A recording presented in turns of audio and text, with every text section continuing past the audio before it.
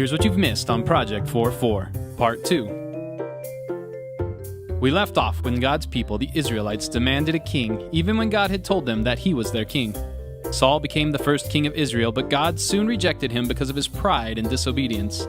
And even though Saul had a son named Jonathan, God anointed David, a humble shepherd who knew and loved God, to be the rightful king. When he was a boy, David's faith in God helped him kill a giant. His trust in God kept him safe when armies tried to defeat him. His love for God inspired him to write songs and psalms of praise and joy. And even though David definitely wasn't perfect and made some pretty big mistakes in his life, he was still called a man after God's own heart.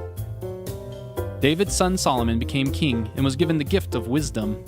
He wrote many proverbs about how God's people should live. The love story of Solomon and one of his wives is even included in Scripture. And during Solomon's reign as king, the Israelites were finally able to build a temple, a permanent place of worship to God. At the end of his life, Solomon knew that nothing mattered except for knowing God and keeping his commandments.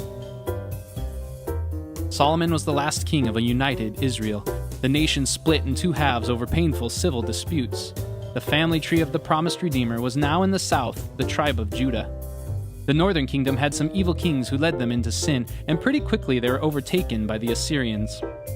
Judah, the southern kingdom, did pretty well for a while, but eventually, because of their disobedience, they were taken over by the Babylonians. Soon, the city of Jerusalem, the home of God's people and their temple for worshiping God, was completely destroyed. During this time, God spoke to his people through men called prophets, like Elijah, Elisha, Hosea, and Amos in the north, and Isaiah, Micah, Jeremiah, and Ezekiel in the southern kingdom.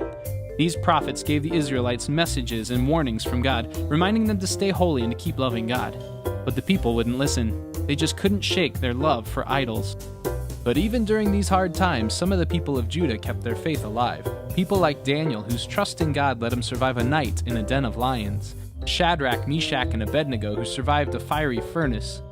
Jonah, who learned you can't run away from God. And Job, whose faith in God remained strong, even when it was all he had left. Eventually, the Babylonians were overtaken by the Persians, and a woman named Esther, an Israelite, was made queen of Persia. And God used Esther, an unlikely hero, to save his people.